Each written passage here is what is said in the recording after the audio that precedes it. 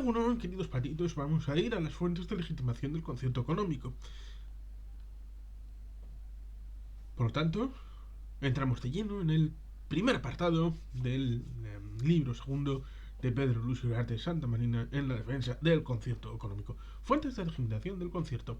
En este primer título de la parte segunda pretendo trasladarte, estimado lector, lectora, una visión personal sobre cuáles son las fuentes de legitimación del concierto económico. Lo que persigo es que te des cuenta de que el concierto económico, además de ser un texto fundamental, formal, como muchos textos legales, porque desde esta perspectiva una ley incorpora una serie de elementos diferenciales que contribuyen a enriquecerlo desde el punto de vista de su validez y de la aportación de valor que realiza, según te he comentado en el capítulo 9 de la primera parte que has leído anteriormente.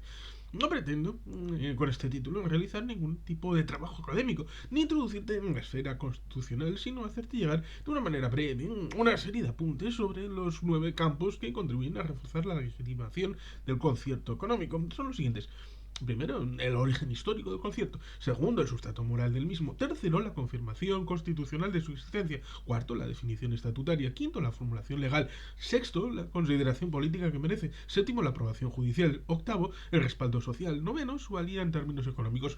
Vamos a tocar, por lo tanto, cada uno de los 9 puntos en diferentes capítulos que pretendo sean una extensión limitada, porque la mayoría de las cuestiones que vamos a analizar en este título las vas a desarrollar en las partes que van a poder leer a continuación. Espero que con esta introducción te encuentres ya en condiciones de abordar el título segundo de esta parte segunda, que tiene un contenido mucho más complejo y de hecho constituye el elemento fundamental de la misma, pues voy a tratar de demostrar que en ella Euskadi es un país con una impronta diferenciada y que esa es una de las razones por las que disfruta de un concierto económico, una cuestión delicada que voy a desarrollar con gran extensión y multitud de referencias. Por tanto, primero, una legitimación histórica indudable. Vamos a dedicar a la historia del concierto toda la parte tercera de la obra, la cual creo que es francamente interesante y que te recomiendo vivamente que la leas. Por lo tanto, en este capítulo voy a hacer un brevísimo apunte para que conozcas de dónde proviene el concierto económico y la avanzada edad que ha alcanzado el mismo, lo cual justifica la afirmación tan rotunda que sirve como título de este capítulo. Además, en la parte tercera vas a ir viendo a lo largo de la obra múltiples apuntes que justifican esta afirmación. Estamos ante un régimen que sin duda está legitimado por la historia. Ante todo, tienes que saber que el concierto económico puede ser considerado como una especie de residuo de los antiguos fueros vascos. El origen de los mismos es inmemorial y no me voy a extender en el tema porque, como te he apuntado, en la parte siguiente vas a tener una serie de referencias de esta etapa histórica. Solamente te diré aquí, por emplear un lenguaje taurino, la primera estocada que recibieron los fueros vino la aprobación de la ley del 25 de octubre de 1839, promulgada a instancias del general Espartero tras la victoria conseguida en la primera guerra carlista. En el artículo primero de aquella ley se determinaba que se mantenía la vigencia de los fueros de las provincias vascongadas y de Navarra sin perjuicio de la unidad constitucional de la monarquía. Esta coletilla supuso el declive de los fueros, que tuvo su primera plasmación en la llamada ley paccionada de 1841, por la que Navarra perdió su condición de reino, pasando a ser una provincia más, aunque con un estatuto especial que dio origen a su convenio económico. Por continuar con una terminología taurina, la puntilla a los fueros vascos llegó con la ley 21 de julio de 1876, aprobada a instancias del entonces presidente del Consejo de Ministros español y habilísimo político Antonio María Cánovas del Castillo, quien consiguió terminar con lo que hasta entonces se conocía como provincias exentas, es decir, Álava, Guipúzcoa y Vizcaya.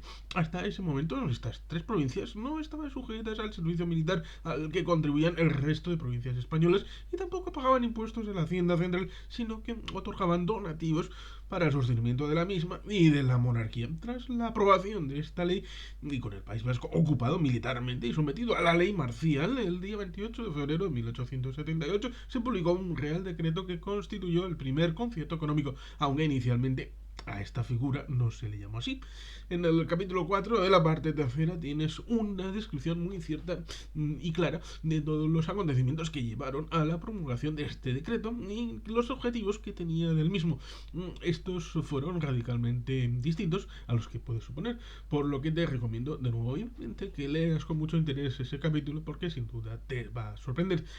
Tienes también, para tu información, al finalizar la parte de estilo, un facsímil de lo que fue este primer concierto de 1878. Como puedes ver, este régimen diferenciado ha cumplido en 2015 la edad de 137 años, lo que certifica su raigambre histórica, pero como habrás deducido de lo que te acabo de apuntar, no se trata de una conquista, sino de un castigo, que sin embargo paso a paso se fue consolidando hasta convertirse en un régimen diferencial que conocemos hoy. En 2023 ha cumplido 145 años. La única manera de que una fórmula como esta, tan distinta al resto, desde el inicio logre vivir, era garantizar que el régimen de conciertos se iba a gobernar con una administración escrupulosa de los caudales públicos, apoyada en una gestión eficiente y sin abusos de ningún tipo. Todo ello permitió pasar con nota cada uno de los periódicos exámenes que el concierto ha tenido que superar desde su nacimiento con carácter final o parcial en las sucesivas renovaciones. Aunque lo veremos en detalle en la parte tercera, me anticipo a que esos exámenes finales se han producido a lo largo de la historia en 9 ocasiones.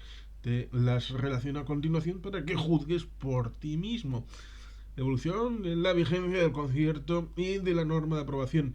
Primero, en 1878, años de vigencia 8, Real Decreto, régimen político, monarquía liberal. Segundo, 1887, vigencia 7 años, Ley de presupuestos, monarquía liberal. Tercero, 1894, vigencia 12 años, Real Decreto, monarquía liberal. Cuarto, 1906, vigencia 20 años, Real Decreto, monarquía liberal. Quinto, 1925, en 25 años, Real Decreto, dictadura de Primo de Rivera. Sexto, en 1952, 25 años de vigencia, decreto, dictadura franquista.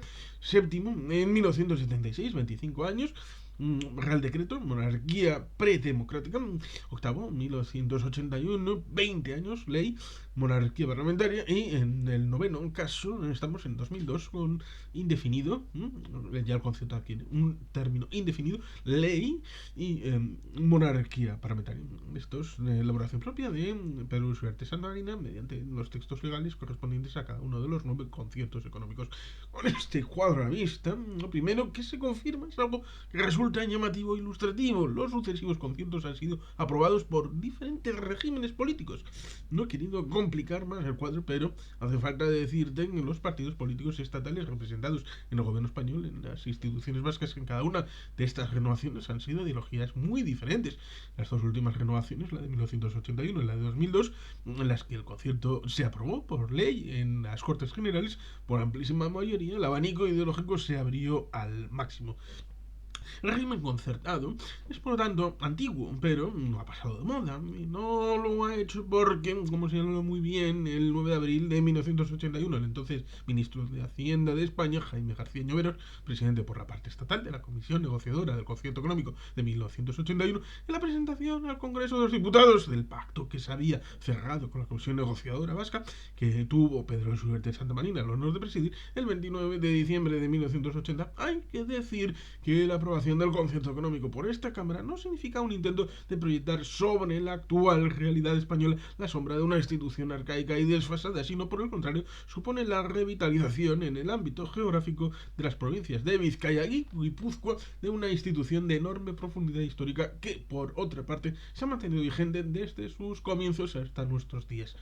Comparto plenamente el punto de vista del que fue copresidente en la comisión negociadora de aquel concierto económico. Estamos ante una institución de enorme profundidad histórica que de ningún modo puede considerarse ni arcaica ni desfasada. Todo ello certifica la legitimación histórica del concierto en ese mismo acto parlamentario en el que se aprobó el concierto de 1981 por una amplísima mayoría. Jaime García Lloveros también señaló muy acertadamente que lo que el estatuto ha pretendido no es resucitar una institución completamente muerta, sino extender un sistema de concierto vigente en Álava a las provincias de Vizcaya y Guipúzcoa que, debido a las circunstancias bélicas, se habían visto privadas temporalmente del mismo.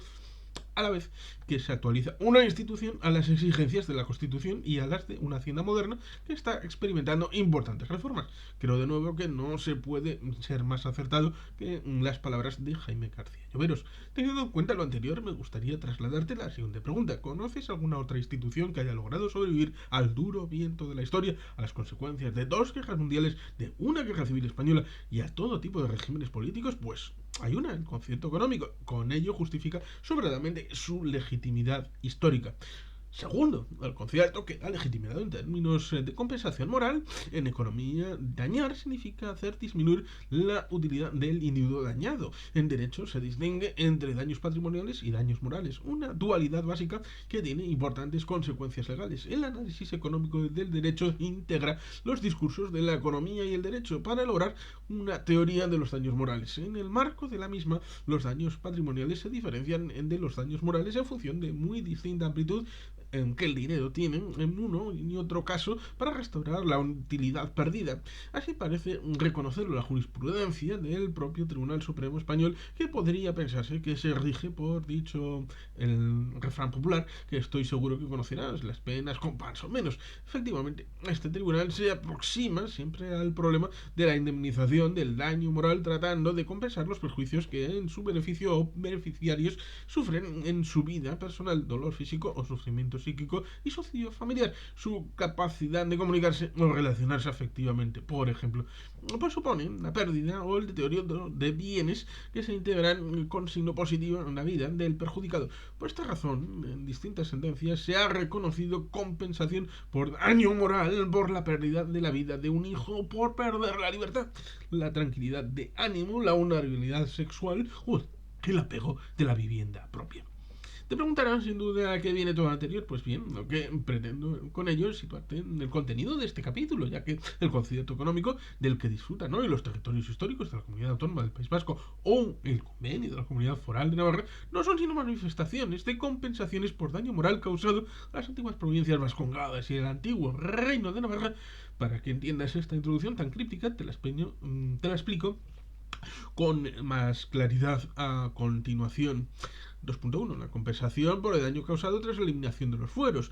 Aunque este tema te lo vas a conocer en detalle en el capítulo tercero de la parte tercera, permíteme que aquí realice un primer apunte muy breve, retrocediendo hasta la primera mitad del siglo XIX. En 1833 se inició la primera de las que se conocen como guerras carlistas, a las cuales acabamos de hacer referencia y que en sucesivas intentonas se mantuvieron hasta 1876.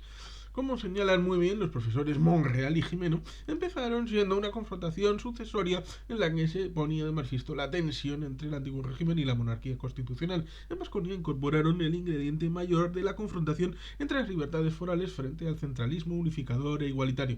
En definitiva, el interesado e indeseado conflicto se tradujo en una catástrofe para la organización secular de Vasconia basada en esos fueros.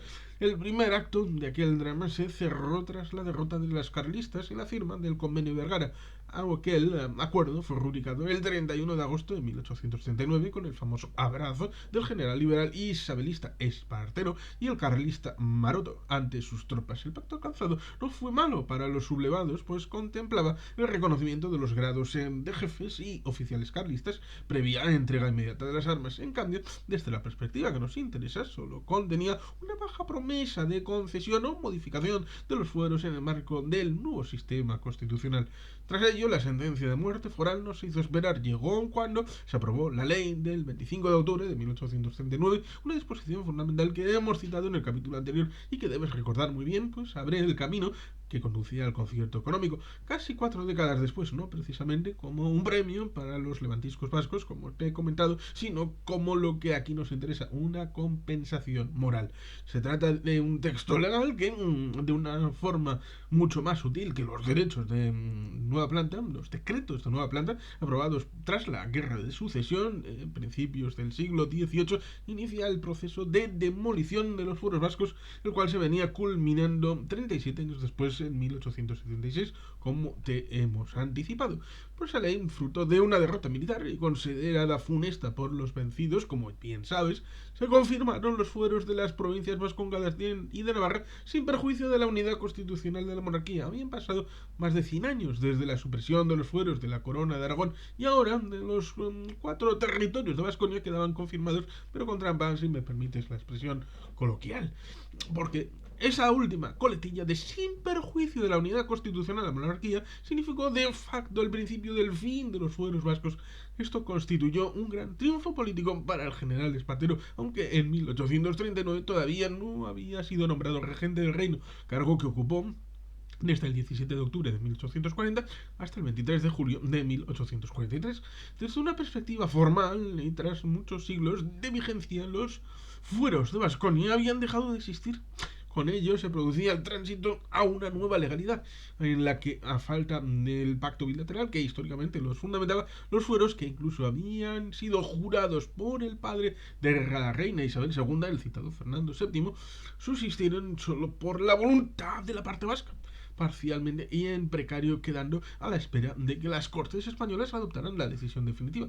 La continuación de esta historia ya la conoces. El día 21 de julio de 1876 se aprueba la ley que liquida definitivamente los fueros vascos y la pervivencia de las llamadas provincias exentas, pues en el artículo primero señalaba que los deberes de la Constitución política ha impuesto siempre a todos los españoles de acudir al servicio de armas cuando la ley los llama y de contribuir a una proporción de sus saberes a los gastos del Estado se extenderán como los derechos constitucionales se extienden a los habitantes a las provincias de Vizcaya, Guipúzcoa y Álava del mismo modo que a los demás de la nación. A este artículo le siguen otros 5 artículos más del mismo tono, destacando el último de ellos, pues su texto daba un amplio margen al gobierno central para implantar las disposiciones de aquella ley, que el gobierno queda investido por esta ley de todas las facultades extraordinarias y discrecionales que exija su exacta y cumplida ejecución.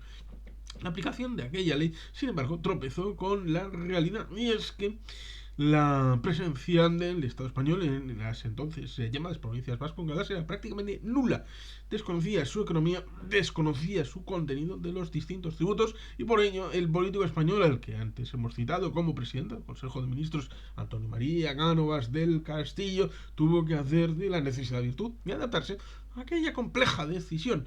Tras la eliminación de los fueros llegó la compensación moral del concierto económico que permitía mantener unas diputaciones provinciales domesticadas, nombradas a dedo por Madrid, pero que tuvieron unas capacidades que no se reconocía a ninguna de las entidades similares en el resto de provincias españolas. Y de esa compensación moral, y gracias a un buen trabajo de los sucesivos titulares en las instituciones vascas, se consiguió la consolidación del concierto económico. 2.2. La compensación por el daño moral causado tras la eliminación de los conciertos de Guipúzcoa y de Vizcaya de 1937. Este tema te lo contaré con más detalle en un capítulo de la parte tercera, por lo que simplemente voy a hacer una pequeña referencia del mismo. Tras el inicio de la Guerra Civil, el 17 y 18 de julio de 1936, la finalización de la misma en el País Vasco llegó muy pronto, ya que la toma de Bilbao se produjo el 19 de junio de 1937. La realizó el poderoso Ejército del Norte, integrado por 65.000 hombres y encabezado por el general Emilio Mola, el llamado director del golpe de Estado. Unos días después de la conquista de Bilbao, el 21 de julio, se constituyó la nueva Diputación Provincial de Vizcaya, presidida por Lluís de Llaguno. Comenzó entonces la depuración individual de los funcionarios de la Diputación, todos los cuales fueron cesados. Pero lo que nadie preveía era algo que venía trabajando un abogado del Estado, estrecho colaborador y amigo del que fuera ministro de Hacienda, negociador y firmante del concierto de 1925, José Calvo Sotelo, mártir, de nombre Andrés Amado Rey Condaud de Villebardet, primer encargado de Hacienda de la llamada Junta de Defensa Nacional, con sede en Burgos. Fue el antecedente del primer gobierno franquista. Gracias a esta persona, que había participado en la negociación del concierto en 1925 como director general del timbre, las autoridades franquistas conocían de primera mano el sistema fiscal vasco y sabían dónde y cómo se podía hacer daño. Y por supuesto se hizo con singular rapidez y eficacia.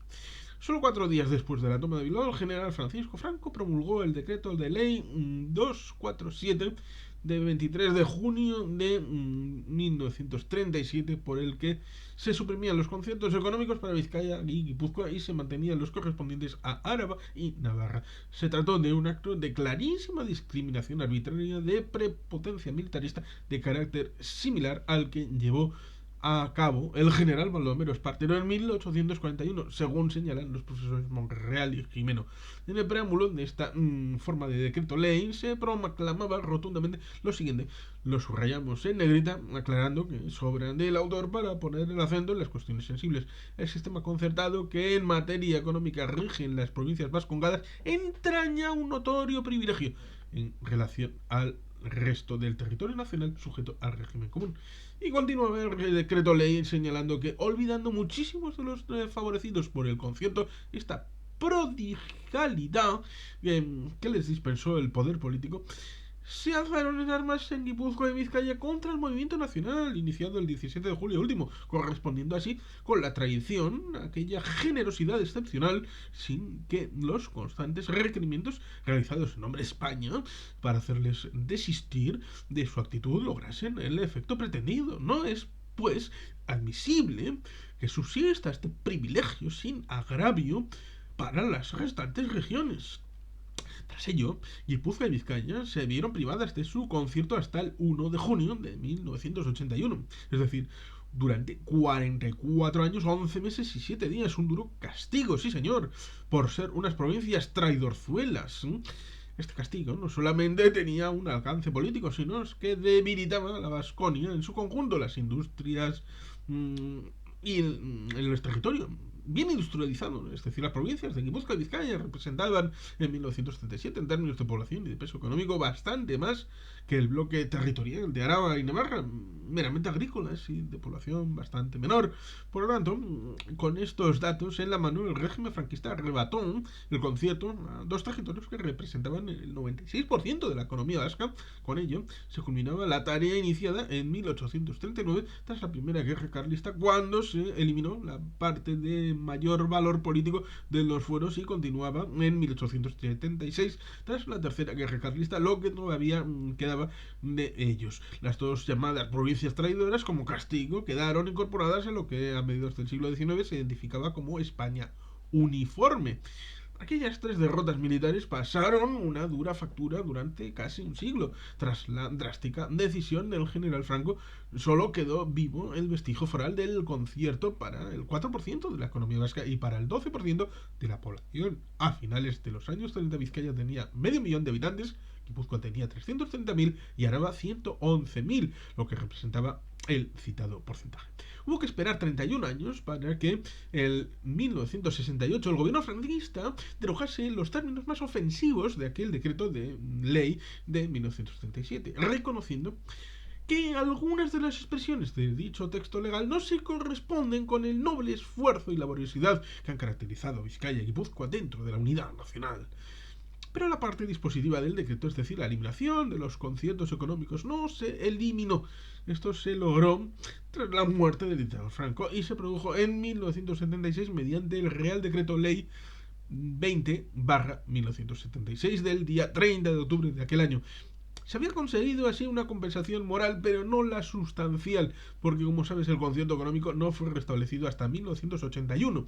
Para ello, se tuvo que conseguir la aprobación de la Constitución Española en 1978 de la disposición adicional primera, en la que se reconocía y amparaba los derechos históricos de los territorios forales. Del mismo modo, fue necesaria que se aprobara también el Estatuto de Autonomía de Guernica en 1979, en el cual, en su artículo 41.1, establece que las relaciones de orden tributario entre el Estado y el País Vasco vendrán reguladas mediante el sistema foral tradicional de concierto económico o convenios. Y finalmente, se tuvo que completar una durísima negociación que va a comentarte el autor en la parte cuarta de la obra, para que por fin, tras muchos meses de trabajo y algún susto gordísimo, como el golpe del 23F de 1981, el nuevo concierto entrará en vigor el 1 de junio de ese año, lográndose así la compensación moral y material de aquel acto intolerable del dictador Francisco Franco. Tercero, el concierto ha sido legitimado constitucionalmente. te voy a comentar este importante tema con mucho detalle en el capítulo 7 de la parte tercera, por lo que aquí voy a hacer un breve apunte para que te quede claro que desde 1978 el concierto económico tiene no solo legitimidad histórica y moral, sino también un anclaje constitucional, lo cual desde el punto de vista formal resulta fundamental. Aunque la Carta Magna española no contiene un reconocimiento expreso y directo del concierto o una habilitación manifiesta para darle una cobertura, su aprobación supuso un claro paso adelante que posteriormente se reveló como trascendental. La primera semilla para que el concierto recuperase su nivel de implantación previo a la Guerra Civil Española se sembró por una vía indirecta y tras otra pirueta de la historia. No fue otra que la del reconocimiento acotado de los derechos históricos vascos en la disposición adicional primera del texto constitucional español. En abril de 1978 la Comisión Constitucional del Congreso inició su trabajo. Estaba compuesta nada menos que por 36 miembros, entre los que se encontraban representantes de dos partidos de obediencia vasca, Partido Nacionalista Vasco y Euskadi Ezkerra, que primero fue una coalición electoral con gran peso de EIA, el movimiento político surgido de ETA político-militar, y desde noviembre de 1978 un partido de fuerte orientación de izquierdas. Carlos Garaikoetxea, el primer lehendakari vasco, tras la aprobación del Estatuto de Autonomía, apunta en sus memorias políticas los objetivos que se perseguían. En vez de apostar por la formulación de propuestas puramente testimoniales, solo Euskadi Ezkerra mantuvo aquella propuesta, pensamos que podría resultar más inteligente abrir una vía específica para los derechos del pueblo vasco mediante la reintegración o devolución de los derechos históricos forales, que, en teoría, nos retrotraían a la soberanía originaria. A tal efecto, planteábamos la abolición de las leyes derogatorias de los fueros de 1839 y 1876 y proponíamos que la actualización del régimen foral se produjera por acuerdo o pacto entre el Estado y las instituciones representativas de Álava, Guipúzcoa, Vizcaya y Navarra. Como ves, el planteamiento que se trasladó a la Comisión Constitucional a primera vista podría calificarse de posibilista. Sin embargo, contenía una profunda carga política y que representaba una aproximación muy inteligente, pues se alejaba de formulaciones maximalistas. Te lo aclaro para confirmarlo, que en la fórmula a la que hace referencia la cita al comentar la propuesta de Euskadi Ezkerra era la autodeterminación. Como destaca el propio Garaikoetxea, el planteamiento podría considerarse además como muy hábil, pues de nuevo, la indefinición final de la fórmula servía para abrir una vía específica de alcance limitado al autogobierno vasco y encontraba también una legitimación específica en los antecedentes históricos. Su propia indefinición podía vencer la refractariedad de los sectores más reaccionarios del Estado y no planteaba una generalización de aquella especie de cuña confederal para todo el Estado. Pero, como enseguida vas a ver confirmado, ¿no? Aquella ambiciosa propuesta no salió como deseaba el Partido Nacionalista Vasco, aunque la cuestión foral quedó planteada a fondo en la Comisión Constitucional. Tras un gran debate y notables tensiones entre los miembros de la citada comisión, la formulación que había planteado el Partido Nacionalista Vasco quedó esbozada en la disposición adicional primera de la nueva Carta Magna. El texto quedó refrendado y redactado finalmente de la siguiente manera: la Constitución ampara y respeta los derechos históricos de los territorios forales. La actualización general de dicho régimen foral se llevará a cabo, en su caso, en el marco de la Constitución y de los Estatutos de Autonomía. Estas 4 líneas te han podido parecer una declaración, sin embargo, demasiado contenido, pero ambigua. Y por ello, a lo mejor te has considerado como fácil por pensar que era algo trivial. Pues bien, nada de eso. Llegar a esa redacción, a esas 38 palabras, requirió un trabajo ímprobo de los constituyentes, pues resultaba prácticamente imposible aunar las distintas posiciones políticas existentes. Al final, el reconocimiento de los derechos históricos con esta confusa fórmula formó parte del texto constitucional y como tal fue aprobado por amplísima mayoría en las Cortes Generales y por referéndum en el pueblo español. Pero aunque te parezca sorprendente lo que te voy a decir, no fue aprobada mayoritariamente por los votantes vascos, y es que no se había alcanzado un texto con claridad y rotundidad a los que aspiraba el Partido Nacionalista Vasco y secundariamente Euskadi Ezkerra. He querido recordarte todo lo anterior, si ya conocías, o ponerlo en tu conocimiento, en caso contrario, para subrayarte que a finales de 1978 la situación en Euskadi no podía ser más compleja. Aunque la Constitución quedó formalmente aprobada, la disposición adicional primera, por la que se amparaban y respetaban los derechos históricos vascos, gozaba de un respaldo claramente minoritario en el territorio cuyos derechos se decían amparar y respetar. Sin embargo, Lo que para unos fue poco, otros lo rechazaron o lo vieron como con aprensión por juzgarlo excesivo.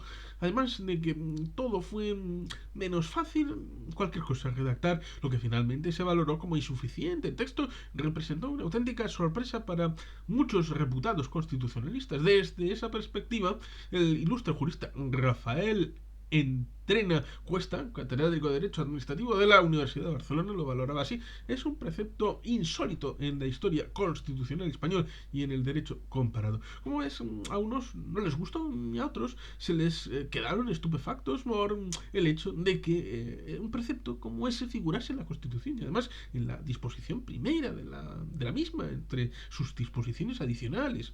Además, y muy significativo a los efectos de esta obra, el más claro de estos derechos históricos, el concierto económico, no se citaba en el texto constitucional y seguía sin estar vigente en Vizcaya y en Guipúzcoa. Había quedado en una especie de brumoso limbo. En cambio, el concierto alavés, aprobado por un simple decreto gubernativo, seguía vigente. En otras palabras, el sistema foral tradicional de concierto económico, para emplear la expresión textual de la que posteriormente se definió en el Estatuto Vasco, no contaba con un reconocimiento constitucional expreso ni específico. Por lo tanto, en cierto modo, quedó en el aire, salvo la significativa referencia de los derechos históricos de los territorios forales, que tampoco ahora quedaron concretados, pero el más importante de los cuales era el sistema concertado.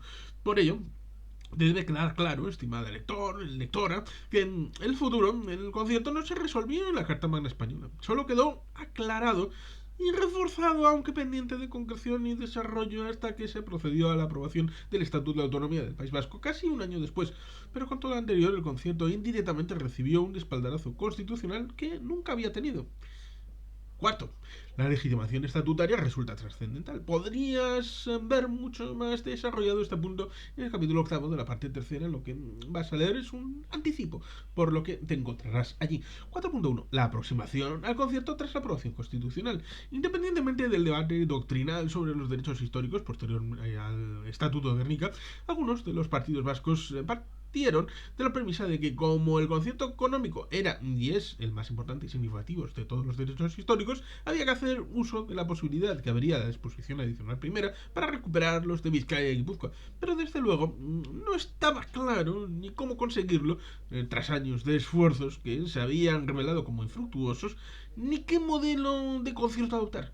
Por otro lado, se percibía la inexistencia de una corriente de opinión muy fuerte, que se inclinaba simple y llanamente por la extensión de lo aprobado para Araba a finales de 1976 a los otros dos territorios hermanos. Por otro, sin embargo, se aspiraba a lograr algo todavía mejor, con mayor contenido y profundidad, desde la convicción de que al nuevo régimen autonómico debía corresponderle algo muy superior a lo que había venido reconociendo a una diputación provincial.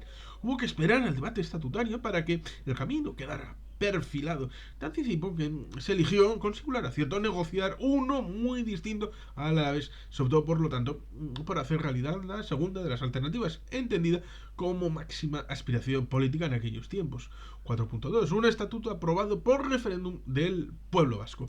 Tras la aprobación de la Comisión Constitucional del proyecto de Estatuto de Autonomía del 27 de septiembre de 1979, se convalidó en el Congreso de los Diputados el decreto ley por el que se convocaba un referéndum para ratificar el proyecto por el pueblo vasco. Esta consulta se celebró en otra significativa fecha, que también te sonará, en la del 25 de octubre. ¿Recuerdas la ley de esa misma fecha del año 1839, impulsada por el general Espartero? El estatuto obtuvo unos resultados buenos: 831.839 votos a favor, 90,3%, 47.529 en contra, 5,2%, 31.419 en blanco, 3,4%, y 10.649 nulos, 1,1%, con una significativa abstención de 644.105 votantes potenciales. La participación, por lo tanto, no fue muy elevada, ya que solo fue del 58,85%, por lo que los votantes favorables supusieron el 53% sobre el total del censo. Un buen resultado, aunque el nuevo estatuto mereciera uno mejor. Por lo tanto, el estatuto posibilitaba superar las graves consecuencias de casi 4 décadas de dictadura y, por otro lado, mucho más decisivo, reconocía capacidades a Euskadi políticas y competenciales para hacer frente al impacto brutal, social y económico de una durísima crisis que se inició en 1977. Para España, la consecuencia de aquella crisis fue la pérdida de más del 14% del Producto Interior Bruto y 13 años de espera para recuperar el nivel de empleo de 1977. Para Euskadi, que vio cómo desaparecía gran parte de su tejido industrial, las consecuencias fueron mucho más duras y dilatadas, pues con diversos altibajos la economía vasca no inició una senda de firme recuperación hasta mediados de los años 90. Tras la victoria en el referéndum, el Pleno del Congreso de los Diputados aprobó el Estatuto el 29 de noviembre de 1979 por 298 votos a favor, 8 en contra. Manuel Fraga, Las Piñar y los diputados Jesús Aizpún, Antonio Carro, Rafael Portanet, Juan Luis de Ballina y María Victoria Fernández España, y 11 abstenciones. El Senado lo aprobó el 12 de diciembre con otro resultado muy favorable, 185 votos a favor, 4 en contra y 5 abstenciones. Tras su publicación en el BOE, el 22 de diciembre de 1979, el Estatuto de Autonomía de Guernica inició su andadura y con el mismo la posibilidad de contar con un concierto económico ya extendido a los 3 territorios de la recién constituida Comunidad Autónoma Vasca, cobrando un nuevo impulso. 4.3. La definición del concierto en el Estatuto de Guernica. Resumido para ti, el arduo camino que hubo que superar para que el Estatuto de Guernica fuera refrendado por el pueblo vasco y posteriormente se convirtiera en la ley orgánica del Estado. Estoy seguro de que te estarás preguntando qué decía su texto sobre el concierto económico. Vamos a ello. Pues resulta sustancial. En el estatuto se dedica al régimen hacendístico el título tercero del mismo, desarrollado entre los artículos 40 al 45. Por lo tanto, de entrada te debe quedar claro que el régimen de concierto económico, en su definición estatutaria, fue aprobado también por referéndum como parte sustancial del Estatuto de Autonomía del País Vasco. Fue la primera vez en su historia que la fórmula foral tradicional de regular las relaciones tributarias y financieras con el Estado recibía un respaldo formal y ciudadano de altura tan singular. Además, la ley orgánica del Estatuto contribuyó a reforzar el sistema concertado, pues contiene disposiciones muy precisas y clarificadoras sobre el concierto. De entrada, en el artículo 40 de aquel se establece que, para el adecuado ejercicio y financiación de sus competencias, el País Vasco dispondrá de su propia hacienda autónoma. Por tanto, para el ejercicio de sus capacidades autónomas, Euskadi no recibe el apoyo de la hacienda estatal como les ocurre a la totalidad de las comunidades autónomas de las de régimen común, excepto Navarra, que tiene un reconocido convenio similar al concierto. Las afirmaciones y reafirmaciones expresas del sistema concertado y su regulación se encuentran explicitadas en el decisivo artículo 41.1 del texto estatutario, que dispone lo siguiente: las relaciones de orden tributario entre el Estado y el País Vasco vendrán reguladas mediante el sistema foral tradicional de concierto económico o convenios. Además de incorporar el ordenamiento jurídico y al máximo nivel formal vía ley orgánica de Estado, aprobadas por las Cortes Generales por amplísima mayoría, como hemos visto antes, y además refrendada previamente en referéndum por el pueblo vasco, el concierto económico, aquella institución impuesta manu militari y que había visto la luz en un simple decreto del año 1878, recibió un segundo espaldarazo, si bien no explícito, en la disposición adicional del Estatuto de Autonomía del País Vasco. En la misma se deja claramente establecido que la aceptación del régimen que define él mismo no implica la renuncia del pueblo vasco a los derechos que, como tal, le hubieran podido corresponder en virtud de su historia, que podrán ser actualizados de acuerdo a lo que establezca el ordenamiento jurídico. Esta explícita y muy significativa manifestación fue incorporada en el último momento del debate realizado por la Asamblea de Parlamentarios Vascos para perfilar el anteproyecto de estatuto a propuesta del PNV, Euskadiko Ezkerra y ESEI. Posteriormente, en las negociaciones de la ponencia estatutaria se le añadió la última frase por exigencias del gobierno de la UCD. Contemplando todo lo anterior desde el punto de vista del concierto, reconocerás conmigo que tras la aprobación y entrada en vigor del estatuto no solamente se corrigió la agresión que sufrieron los conciertos de Vizcaya y Guipúzcoa por el régimen franquista de 1977, sino que se consiguió dar un paso trascendental en su respaldo formal, pues aquel sistema foral tradicional que comenzó su andadura con vasos titubeantes y muy poco apoyo en 1878 había quedado jurídicamente blindado 101 años después y estatutariamente legitimado. Quinto, el actual concierto es un pacto refrendado en una ley estatal. Tras las 4 primeras, analizaremos en este capítulo otra fuente de legitimación que después el punto de vista formal es trascendental. El concierto es un texto legal.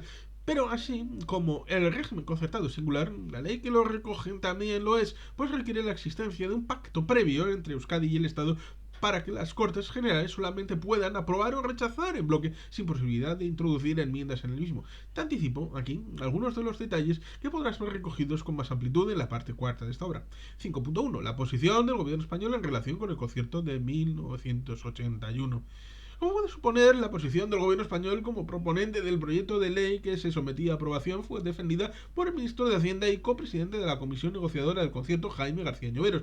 En su honor, hay que decir que en un tema tan difícil como aquel y que suscitaba una clara desconfianza en numerosos diputados de su propio grupo parlamentario, realizó una brillante y profunda y convincente intervención. El ministro de Hacienda quiso poner de relieve ante todo el hecho inédito de aquella tramitación legislativa del concierto económico. Por primera vez, pese a tratarse de una institución centenaria, las Cortes van a conocer y debatir, en su caso aprobar, un concierto económico del País Vasco.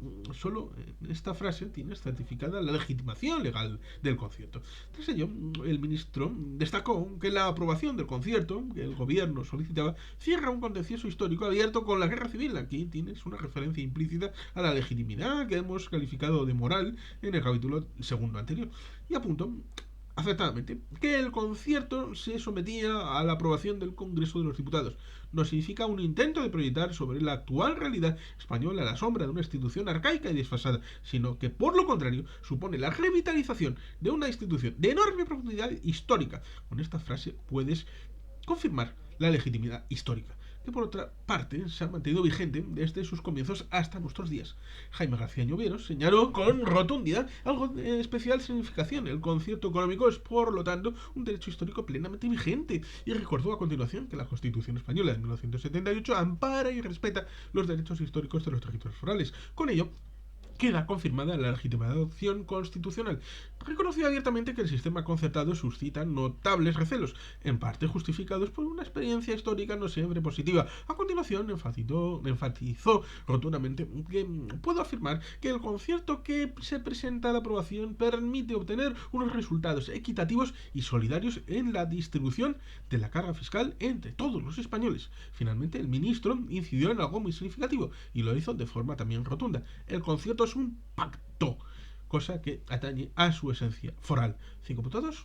La legitimación legal del concierto queda totalmente legitimada por el gran apoyo parlamentario que ha logrado todos los textos legales aprobados por el Congreso de los Diputados. Desde la aprobación del Estatuto de Gernika en 1979 han pasado por el Congreso de los Diputados un total de 16 textos legales, 2 conciertos en 1981 y 2002, 6 leyes quinquenales de cupo. Se trata de las leyes que aprueban las Cortes Generales cada 5 años para establecer la metodología del cálculo de cupo que tiene que satisfacer durante ese periodo el País Vasco, 2 en 1988, 1993, 1997, 2007, 2007, en 2002-2007.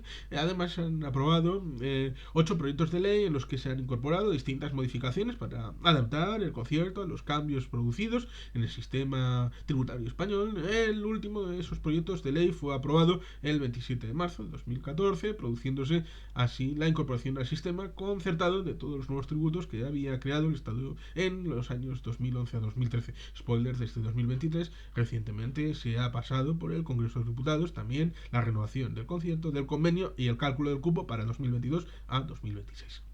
Pues bien, la tramitación de esos 16 proyectos a los que hace referencia Pedro Luis Ureta Santamarina en el libro este de 2015, pues la tramitación de esos proyectos de ley no ha podido tener un resultado más favorable, en el cual queda reflejado en el cuadro que figura a continuación. Votaciones, pues un total de,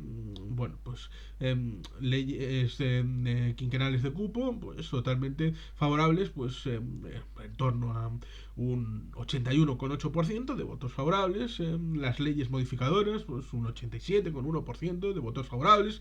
En todos los casos, 91%, 99%, 99, 95, 94, 92, 99.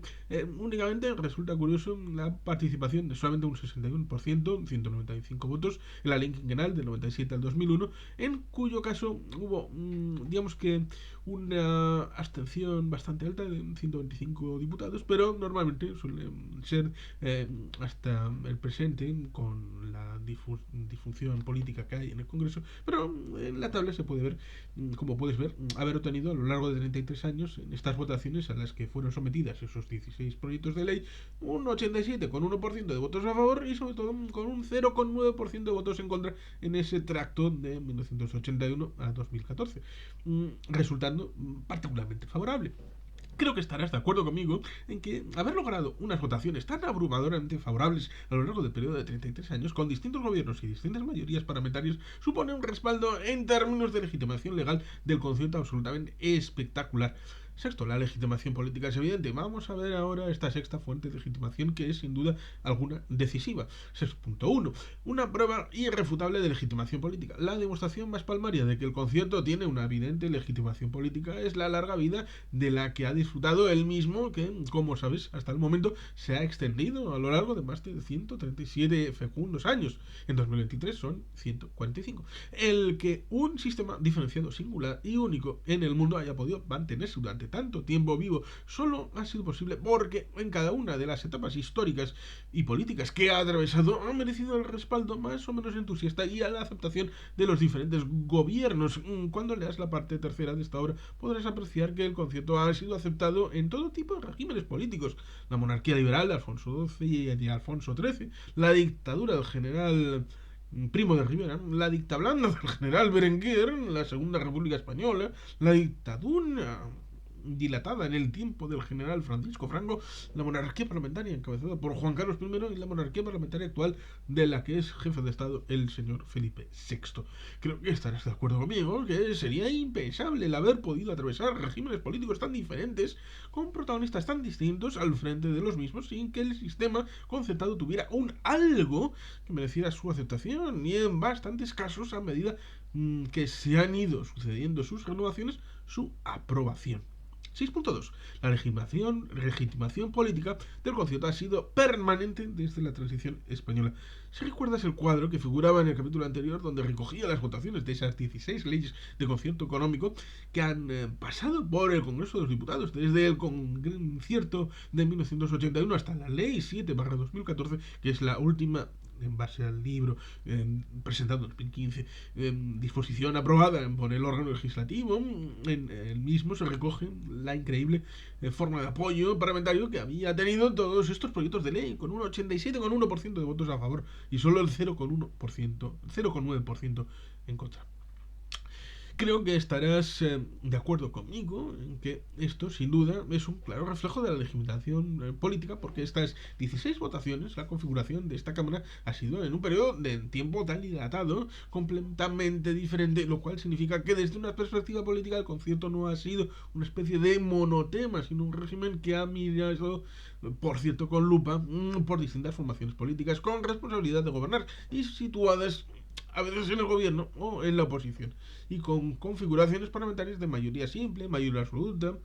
Otra referencia que puede ser interesante desde la perspectiva de ofrecerte diferentes informaciones para que tú formes tu propio criterio en relación con este tema es el de los presidentes de gobierno que se han ido sucediendo en España desde 1981, cada uno de ellos con su propia ideología y, por supuesto, con sus puntos de vista peculiares sobre la evaluación del sistema concertado. Todo lo cual ha confluido en una aprobación del concierto por parte de los mismos. Desde la fecha antes indicada, los presidentes de gobierno han ido sucediendo al frente del Ejecutivo español han sido los siguientes. Primero, Adolfo Suárez, que ocupó el cargo en la segunda legislatura de UCD de 1979 a 1981, en la época en la que este presidente del gobierno se cerró el pacto para recuperar los conciertos económicos de Vizcaya y Guipúzcoa y actualizar el de Álava para el 29 de diciembre de 1980, cuestión que te contaré en detalle en la cuarta de esta obra. Segundo, el último gobierno de CD, presidido por Leopoldo Calvo Sotelo, bajo su último mandato, se aprobó el concierto de 1981. Los gobiernos del Partido Socialista Obrero Español, PSOE, de Felipe González, que se extendieron desde 1982 a 1996.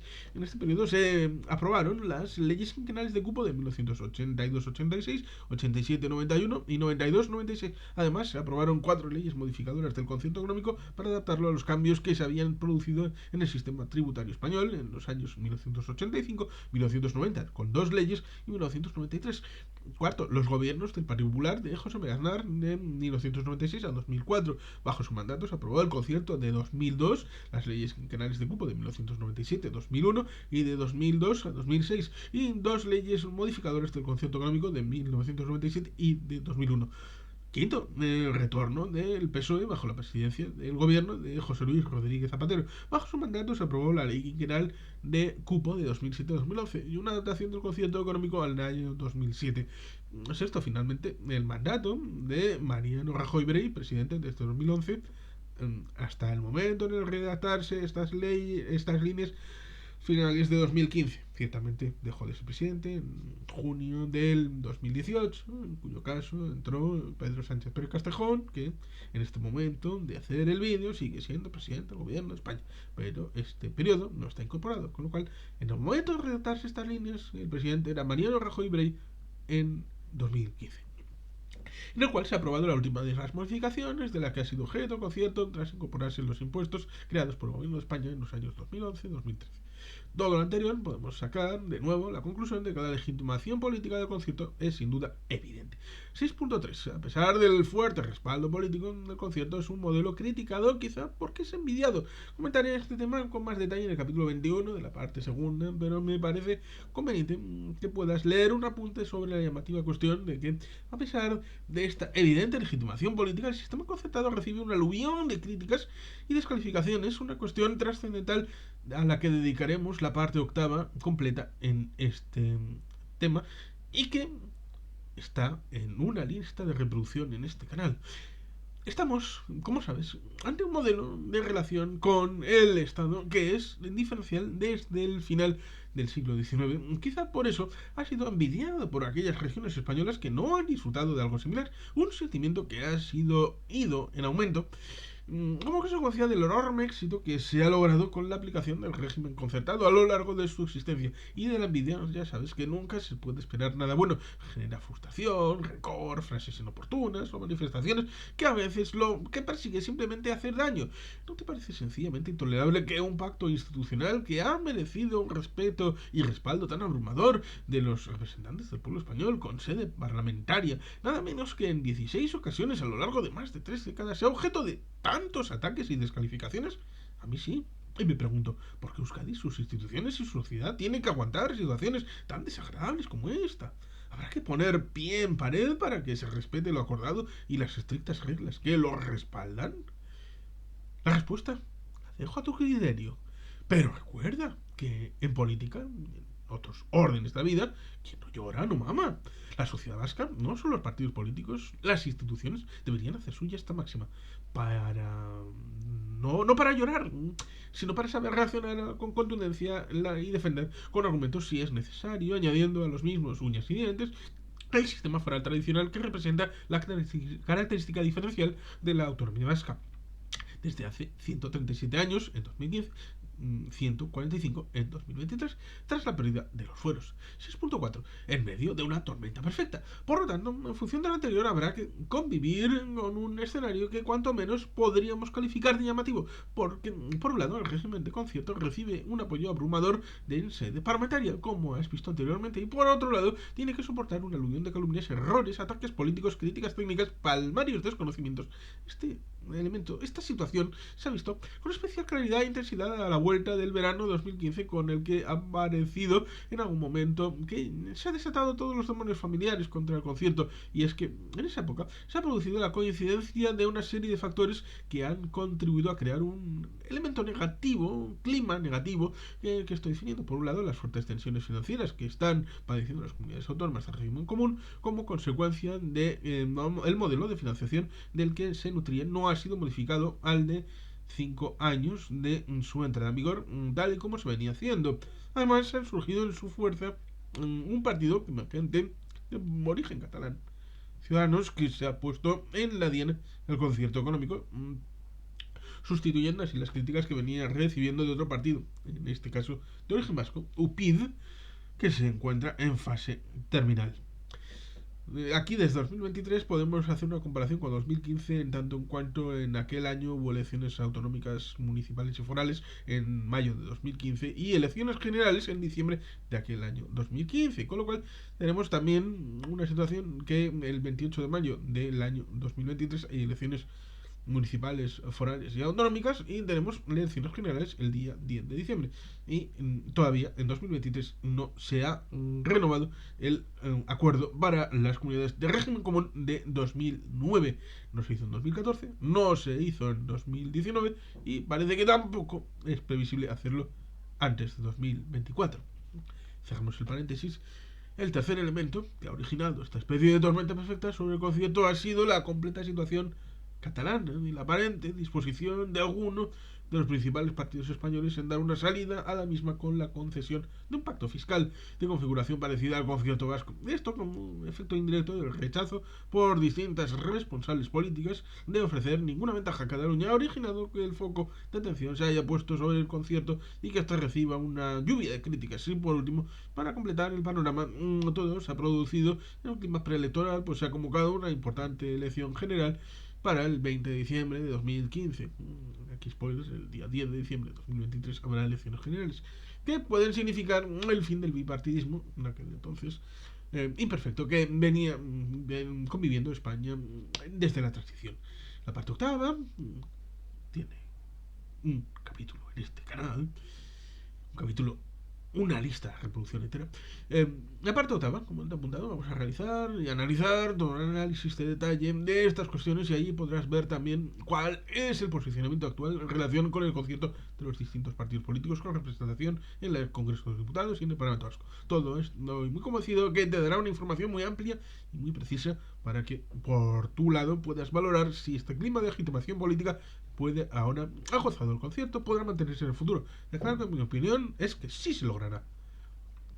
Séptimo, la legislación judicial del concierto se ha logrado con mucho esfuerzo, así como las 6 fuentes de legitimación del concierto que hemos visto hasta ahora ofrecían visiones claras y demostrables de que se podía defender la misma de estos ámbitos histórico, constitucional, estatutario, etc. En el campo judicial la historia ha sido mucho más compleja y para poder afirmar que efectivamente el concierto quedaba legitimado por los tribunales ha tenido que transcurrir mucho tiempo y se ha tenido que superar distintas incidencias, algunas extremadamente complejas, que te voy a resumir aquí. Todo ello lo vamos a desarrollar en extensión y en profundidad en la parte séptima de la obra. 7.1. Los recursos masivos del Estado contra normas forales hasta llegar a la paz fiscal.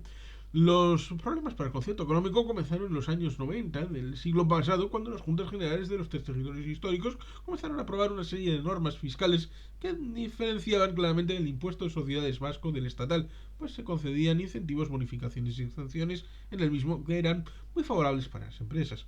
La visión del Estado en este campo fue rotunda. El concierto económico no autorizaba a los territorios históricos a tomar ese tipo de disposiciones, a lo cual estos contestaban que la autonomía la tenían normativa plena en materia del impuesto de sociedades. Como consecuencia de esta diferencia de criterio, a finales de los años 90 del siglo pasado, el Estado había procedido a recurrir más de 100 100 normas fiscales vascas ante los tribunales, generándose así una situación de conflicto entre el gobierno central y la comunidad autónoma del País Vasco. Finalmente, este tema quedó solucionado cuando en el año 2000 se llegó a un acuerdo entre la representación estatal y la vasca, que popularmente se conoce como la paz fiscal, por el cual el Estado retiraba esa enorme cantidad de recursos y, por su lado, los territorios históricos anulaban algunos de los beneficios fiscales más ambiciosos y favorables para las empresas que habían reconocido las normas forales. 7.2. Una sentencia del Tribunal Supremo del 9 de diciembre de 2004 desemboca en una decisión del Tribunal de Justicia de la Unión Europea que resulta decisiva. En fecha indicada, el Tribunal Supremo Español dictaminó una sentencia muy dura, pues declaró la nulidad de determinadas disposiciones fiscales de los territorios históricos del País Vasco, entre ellas el tipo impositivo del impuesto de sociedades. En paralelo, la Sala de lo Contencioso Administrativo del Tribunal Superior de Justicia del País Vasco, que tenía que hacer frente a una serie de recursos planteados por la Comunidad Autónoma de La Rioja, de León y Castilla, además del sindicato UGT en La Rioja, contra determinadas disposiciones aprobadas por las autoridades fiscales forales vascas en materia de fiscalidad por las personas jurídicas. Cuando estaba a punto de juzgar los hechos recurridos, se produjo un acontecimiento absolutamente inesperado que te voy a contar a continuación, y cambió decisivamente el curso de los acontecimientos, consiguiendo que el concierto económico ganara un plus gigantesco de legitimidad judicial.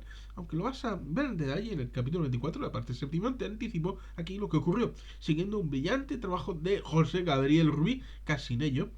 El 6 de septiembre del año 2006 se produce una circunstancia de trascendental importancia, y es que en dicha fecha el Tribunal de Justicia de las Comunidades Europeas dicta sentencia en el llamado caso Azores, en la que enfrenta por primera vez a la tarea de establecer principios generales que respondan a la cuestión de si la reducción de los tipos impositivos nacionales limitada a un ámbito geográfico determinado de un Estado miembro supone una ayuda estatal.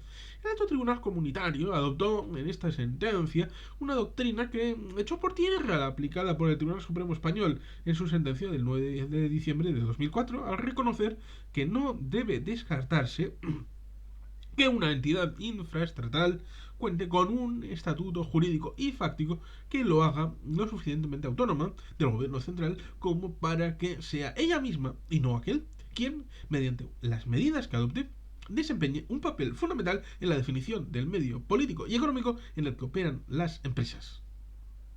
Al conocer la publicación de esta importante sentencia, que se refería al sistema impositivo en las Islas Azores, la Sala del Contencioso Administrativo del Tribunal Superior de Justicia del País Vasco, antes de dictar sentencia con respecto a los recursos que tenía sobre la mesa, decidió preguntar al alto tribunal europeo cuál era su criterio. Para ello planteó una cuestión interpretativa del artículo 87 del Tratado de las Comunidades Europeas, utilizando la vía prejudicial prevista por el propio tratado, mediante el auto del 20 de septiembre de 2006. Lo que se dilucidaba en esta cuestión era si el País Vasco, en base al concierto económico, gozaba de los tres tipos de autonomía que se apreciaron en el caso de las Islas Azores, para poder tomar medidas fiscales diferenciadas en las estatales. En el ámbito vasco, los tres tipos de autonomía serían los siguientes. Primero, la necesidad de contar con autonomía institucional, lo cual se acreditaba si la entidad infraestatal, la comunidad autónoma vasca en este caso, cuenta con un estatuto político y administrativo distinto al del gobierno central, lo cual es obvio en el País Vasco.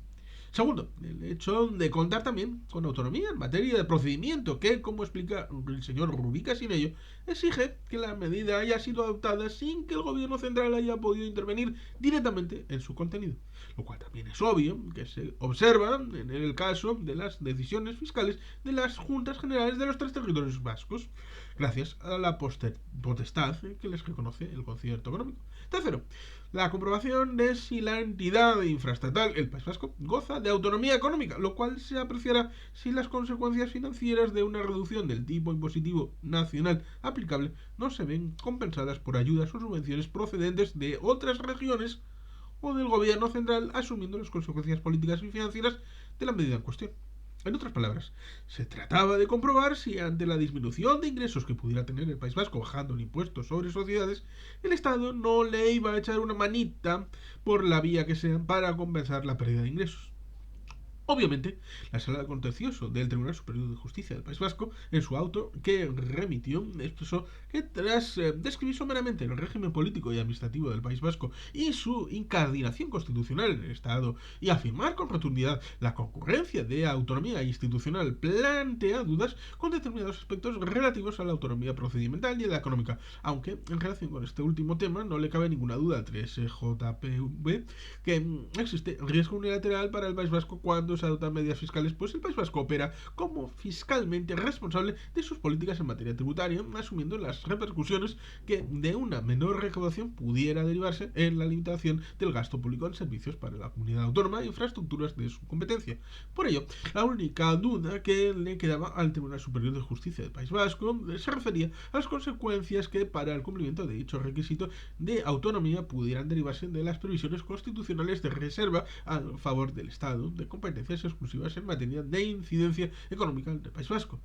Para no alargar más este capítulo con los argumentos y contraargumentos de las partes, que aburriría tal vez al lector o lectora que haya llegado hasta aquí, vayamos a las conclusiones del señor José Rubí Casinello en relación con este tema, que son absolutamente claras. En primer lugar, el Tribunal de Justicia de las Comunidades Europeas en su sentencia ha aclarado las dudas planteadas por el País Vasco y ha contestado con rotundidad los argumentos planteados tanto por la Comisión Europea, que en este caso era parte litigante también contra el País Vasco, como por las partes reclamantes de los procedimientos principales. En segundo lugar, este jurista deduce que el concierto económico ha superado con nota sobresaliente el test de autonomía económica que nos plantea la interpretación de que el artículo 87 del Tratado de las Comunidades Europeas ha efectuado el Tribunal de Luxemburgo. Precisamente el riesgo unilateral y el sistema de cupos se ha convertido en el instrumento que hace que el concierto económico cumpla a la perfección todas las características que el del contenido del requisito de autonomía financiera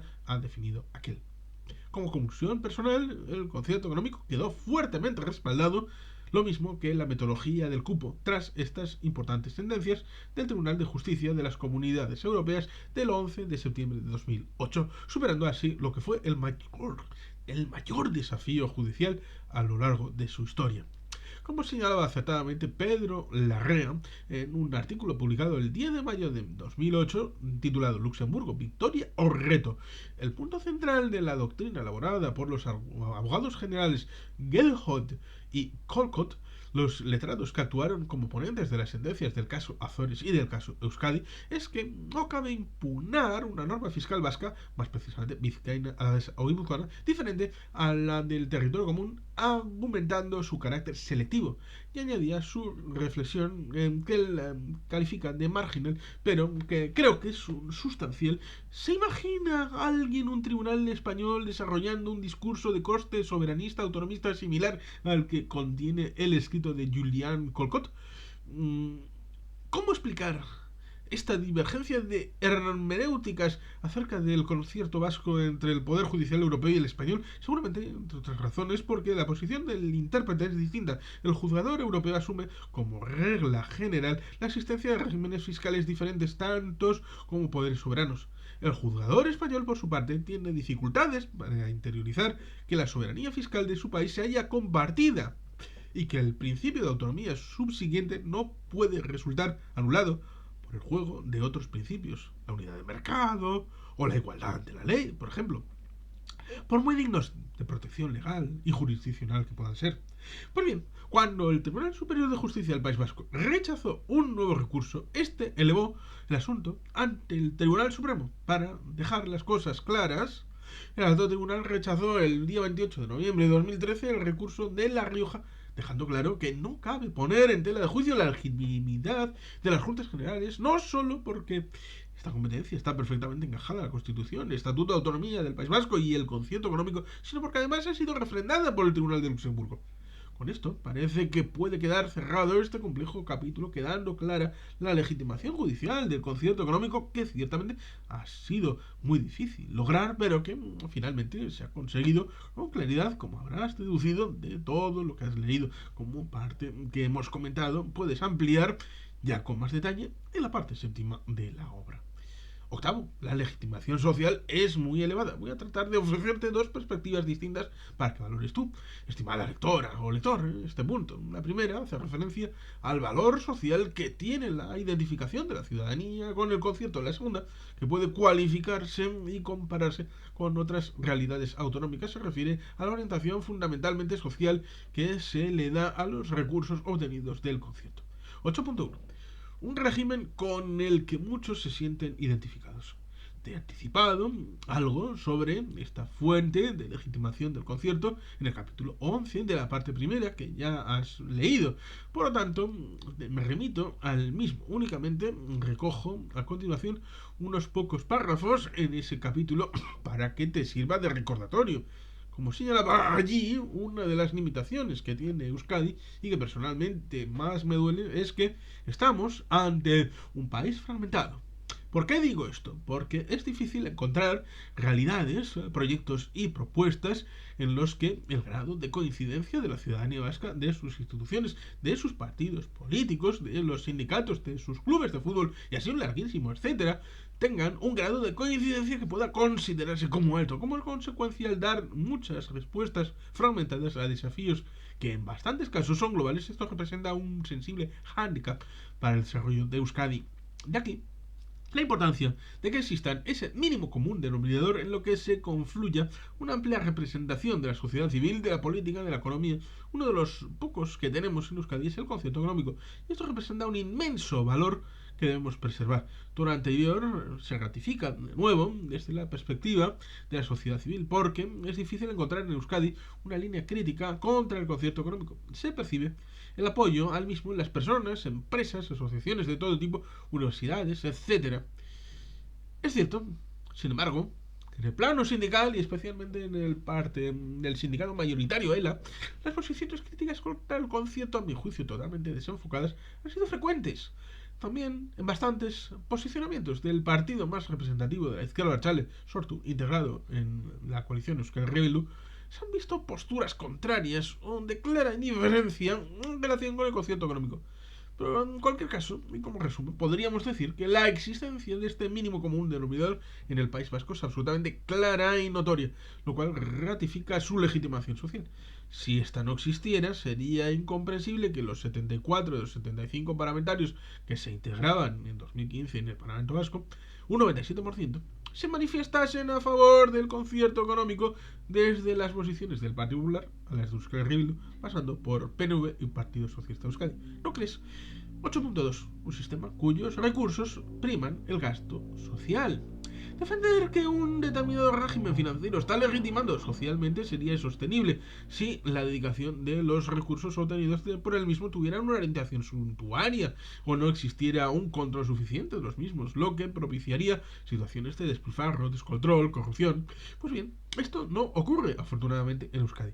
Como vas a ver en el capítulo 16 de la parte segunda, uno de los aspectos que permiten decir que Euskadi es un país con una importancia diferenciada, una impronta diferente, es el hecho de que disfruta de una administración más sana. Por otro lado, el capítulo 20 de la misma parte defenderé también que el concierto requiere de una existencia de un entorno modélico. Pues bien, todo lo anterior se ve confirmado por la orientación que cobra el gasto público vasco en una época en la que todavía las consecuencias de la crisis que se inició en 2008 no han quedado superadas para muchas personas.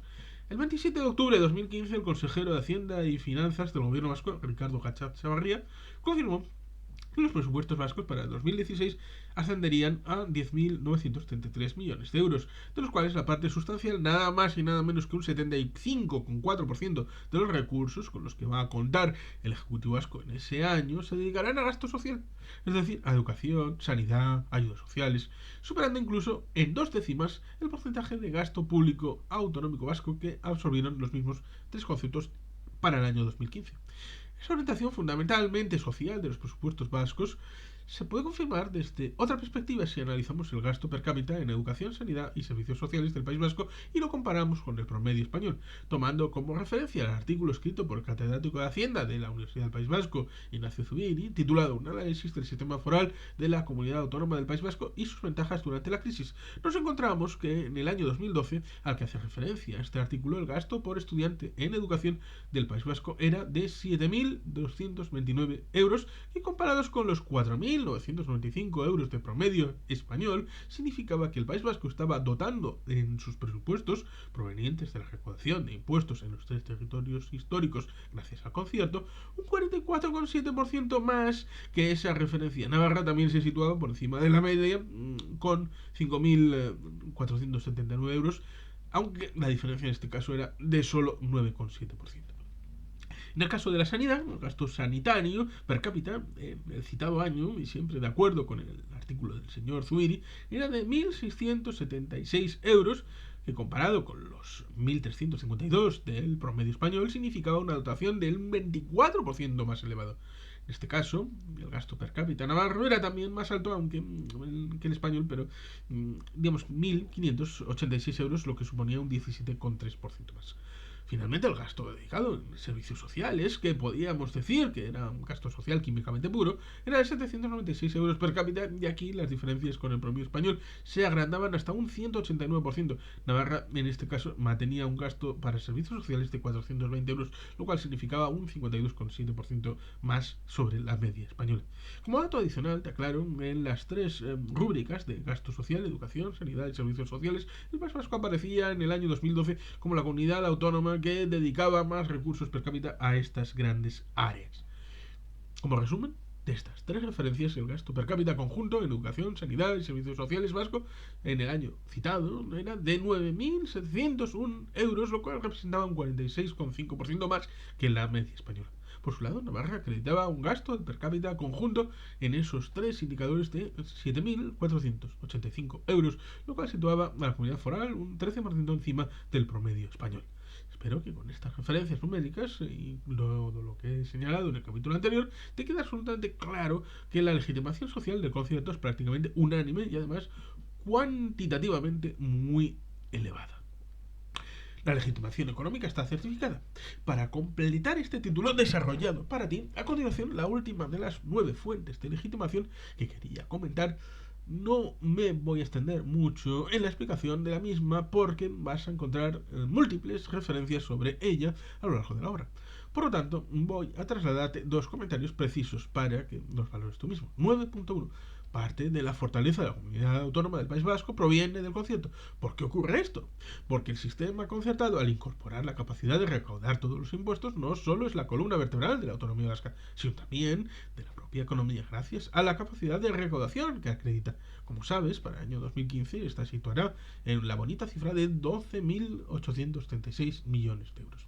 Además, de ese flujo de recursos pasan de los contribuyentes a las instituciones públicas vascas. El conjunto del sector público de la comunidad autónoma del País Vasco es la principal empresa del mismo, con sus 124.812 empleados al 31 de diciembre de 2012. Una masa de personas tan importante no hace falta que te subraye la elevada capacidad de consumo y de inversión que atesoran, que contribuye precisamente a certificar esa legitimación económica del concierto a la que veníamos hablando. 9.2. Una empresa muy sólida, o que hemos calificado como la persona jurídica más importante del País Vasco, la Administración Pública Vasca, es además, desde el punto de vista financiero, una empresa muy sólida. Esta solidez normalmente se certifica con lo que se denomina rating, que es el índice en el que se mide la capacidad de la comunidad autónoma para hacer frente a su deuda y, por lo tanto, el riesgo que conlleva el invertir en ella, es decir, al comprar deuda que se ha emitido. Obviamente, cuanto mayor sea el riesgo, peor la calificación recibirá la comunidad autónoma debido a la probabilidad de que su pago sea creciente. Pues bien, si entras en Google y escribes rating de las comunidades autónomas en 2015, te encontrarás que la situación es de todas ellas pues el siguiente. Para ahorrarte trabajo te incluyo cuadro, calificaciones a continuación con bueno, pues el País Vasco, un rating Moody's triple B triple A, 1, con A en rating Standard Poor's y BBB Plus en rating de Finch. Tal y como se observa en el cuadro, existen tres grandes agencias de calificadoras en el mundo, todas ellas anglosajonas: Moody's, Standard Poor's y Fitch. Los colores del cuadro señalan precisamente la probabilidad de impago. Como puedes apreciar, el único color verde que existe en todo el cuadro corresponde a la comunidad autónoma del País Vasco y a la comunidad de Navarra.